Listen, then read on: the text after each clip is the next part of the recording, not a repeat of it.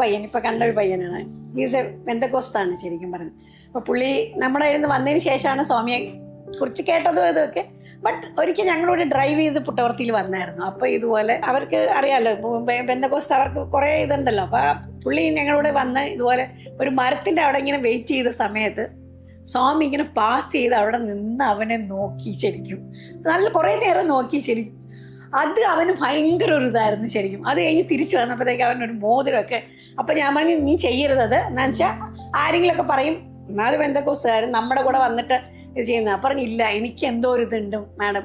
എന്നിട്ട് ഞാൻ വിചാരിച്ചു അവൻ്റെ വീട്ടിൽ ഫസ്റ്റ് ഞാൻ ഒരു സ്വാമിയുടെ പാദം കൊടുത്തിരുന്നു ശരിക്കും. ഒരു ദിവസം തുറന്നപ്പോൾ അതിനകത്ത് വിഭൂതി ഉണ്ടായിരുന്നു ശരിക്കും പറഞ്ഞു. എല്ലാ കാര്യവും സ്വാമിക്ക് അറിയാത്ത ഒന്നുമില്ല ശരിക്കും പറഞ്ഞാൽ. സെയിം ഇത് കഴിഞ്ഞ പ്രാവശ്യം ഇതുപോലെ, കഴിഞ്ഞ ബർത്ത്ഡേ കഴിഞ്ഞപ്പോൾ ഇതുപോലെ. അന്ന് നമുക്ക് നവംബർ ആകുമ്പോൾ അറിയാമല്ലോ, എല്ലാ സമിതികളിലും പ്രോഗ്രാമാണ്. ഞങ്ങളുടെ ഭജൻ ഇതുപോലെ ഒക്ടോബർ ലാസ്റ്റ് എപ്പോഴും വയ്ക്കാറ്. ഇവിടുത്തെ ഭജനയും കഴിഞ്ഞ് എല്ലായിടത്തും നമ്മൾ ഓടിയെത്തി എല്ലാ സമിതിയിലും കുറച്ച് നേരമെങ്കിലും പോകുമായിരുന്നു.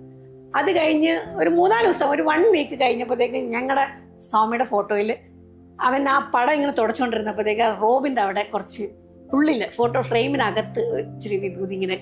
അപ്പോൾ അവൻ എന്നെ വിളിച്ചിട്ട്, മഞ്ജുടം നീ സ്വാമിയുടെ ഫോട്ടോയിൽ വിഭൂതി. അപ്പോൾ നമ്മുടെ ഇവിടെ ഒരു നമുക്ക് ഇതൊന്നും വെട്ടണം അല്ലാന്ന് വിചാരിച്ചു. പക്ഷേ ഈ വന്ന് നോക്കി നമ്മൾ പുറത്തു നിന്നൊക്കെ തുടച്ചപ്പോൾ അല്ല, വിഭൂതിയാണ് അകത്ത്. കുറച്ചിങ്ങനെ സ്പ്രിങ്കിൾ ചെയ്ത് ഇങ്ങനെ അവിടെ ഇവിടെ വെക്കും.